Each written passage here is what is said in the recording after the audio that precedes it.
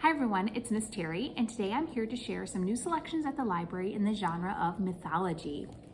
This first one is called Daughter of Sparta, and it is by Claire M. Andrews. And this is the story of Daphne, who, even though she's a stranger to Sparta, she's a very well-trained warrior, and she's desperate to prove to the king and queen that she has what it takes to be a member of the Sparta community. And each year they hold a festival where they have different games in the hopes of renewing the gods' blessings to return the powers to their community. And she ends up taking the place of her brother, who misses one of the games. So she kind of slips in order to kind of prove herself, and she gets caught in the woods by the goddess Artemis, who has asked Daphne to find the source of the Olympian gods' powers and return it to them. Well, Daphne isn't sure what she wants to do. She really doesn't want to betray Sparta by returning the Olympian gods' powers, but unfortunately, Artemis has threatened her that if she fails, she's going to turn Daphne into gold and her brother forever into a stag. So now Daphne has to figure out what to do in order to save Sparta, but also fulfill Artemis's demands. So that's Daughter of Sparta. Bull by David Eliot is a very irreverent look at the twist of Theseus and the Minotaur myth. And this is told in multiple points of view, not only from the Minotaur's point of view, but Theseus, Poseidon, and all of the characters in that myth. Each of the characters tells their story in a different poetic form. But basically, the story is that Minos, the king of Crete, has angered the god Poseidon, and Poseidon decides to get his revenge, not necessarily, well, I mean, it ends up being on the king, but through his queen, and he sends a bull to seduce her, and unfortunately, she falls under the bull's spells, and she ends up giving birth to Asterion, who ends up being the Minotaur. And eventually he gets locked away in a labyrinth on the island where Theseus ends up coming to kill him. But this is the story told in a very, very fun way. Like Poseidon's poetic form is actually rap, and it's a very funny, very clever play on words story of the Minotaur. So it's called Bull. The Chaos of Stars comes from Egyptian mythology, and this is a modern take of a story about a girl named Isidora, whose mom and dad are actually the gods, Isis and Osiris, and they actually have made Isidora mortal. They seem to be refusing to give her the gift of immortality, so Isidora always kind of feels like left out, that her parents don't love her enough in order to give her immortality. And then Isis gets pregnant kind of ahead of schedule, and Isidora is really feeling like, you know what, I'm just getting replaced. And she doesn't tell her mom that she's having kind of these dark omens, these dark dreams about the new baby. And mom decides to send her to live with her brother over in America in California.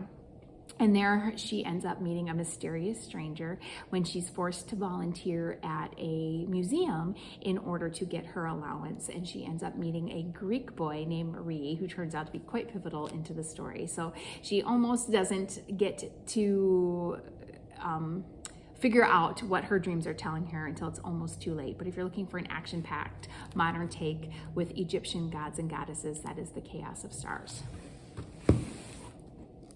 The Lost Son is mythology from the Norse gods, but it's also, again, another modern take. So this is the story about a boy named Soren, and he lives in the United States of Asgard. He kind of has this, typical American life, but the Odin, Allfather, has his son, the god of light, whose name is Baldur, has gone missing, and he's offering a huge reward to whoever can find him and return him. And Soren decides that this is his chance. He's kind of got a difficult background. He's the son of a berserker, so people don't really trust him very well. And so he's kind of looking to redeem himself so that he can get kind of past that reputation that he has. And he ends up meeting a girl named Astrid, who's the daughter of a seer, which also is has very negative connotations in their world. And the two of them embark together on a task to see if they can find the lost son.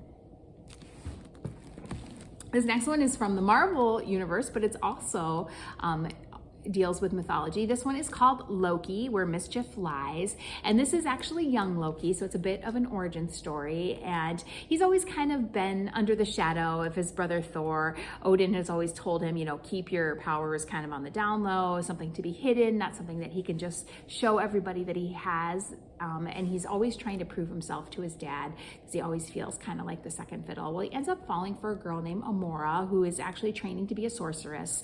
And they've really hit it off, but unfortunately Amora does something wrong and she gets banished to Earth, where she will quietly wither away. So then we jump ahead years later, and Odin has sent Loki to Earth, actually to London, in order to look into a set of really kind of grisly murders, but Odin suspects that magic might be involved. So Loki ends up going down to Earth to try to figure out what is happening with these murders. Loki is his usual irreverent self, snarky, all of that good sarcasm that you love from the movies is in this book. So that's Loki.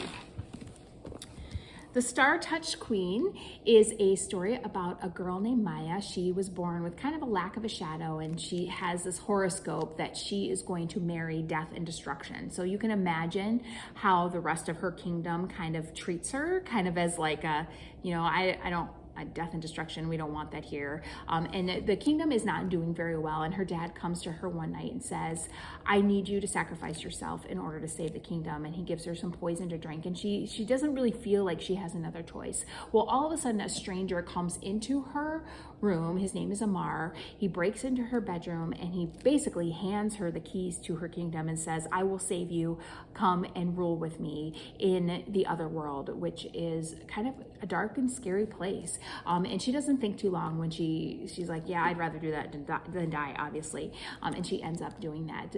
This blends Hindu folklore and mythology. It's your classic love, betrayal, redemption, very similar to the Cupid and Psyche story that you might be more familiar with. But ultimately, it's really the story of a young woman trying to find her place and to show that she doesn't have to be married to some man in order to be worthy. So it's called The Star-Touched Queen. This next one is called Lore by Alexandra Bracken. And this is a story in a world in which every 7 years, Aegon begins, which is a punishment for the past rebellion. So many, many years ago, a group of gods got together and tried to take down Zeus. Well, it didn't go well, and now Zeus punishes them every 7 years with this competition where he takes 9 Greek gods and sends them to Earth to walk as mortals. And the descendants of those other gods and goddesses try to hunt them down. And if you're able to kill one of the gods who are now currently mortal during this time period, then you actually get to get their powers.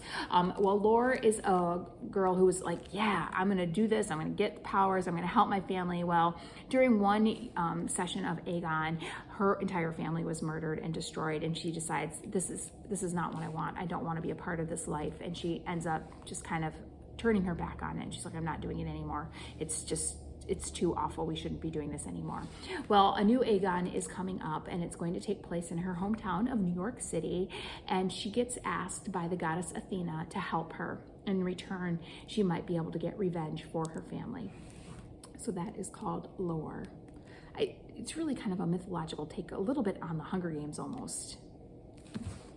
This next one is by Kiera Cass, who's the author of The Selection, and this one is called The Siren, and this is about a girl named Colin, who was rescued from drowning by Ocean, and Ocean has turned her into a siren in order to help feed Ocean. And what sirens do is they lure humans to their death in order to feed the ocean.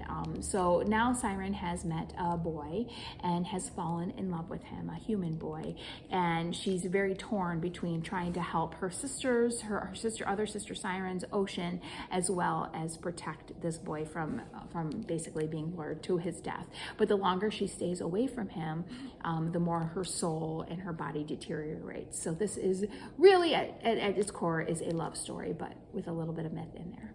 That's The Siren. And then the last one I have to share with you today is called The Never Tilting World by Rin Shupko. And this is blends Pan-Asian cultures and mythology, and it's about twin goddesses that had a falling out and literally broke the world in two. And now Asteria, who's the mom of Odessa, rules the dark, kind of frozen, icy world, whereas her sister I'm sorry, the names are difficult. Latana is the mom of Haiti, and she rules kind of the hot desert realm. And this story is told from 4 points of view: the 2 daughters, Odessa and Haiti, and their love interests, who are the warrior Arjun and the lady Tianla. And they are trying to discover how to mend their broken world. Okay. It's action-packed. It's got gore, it's got intimacy, it's got tons of plot twists, a very breathless read. You'll be turning the pages like crazy trying to find out what's going to happen. So it's a never tilting world. Enjoy!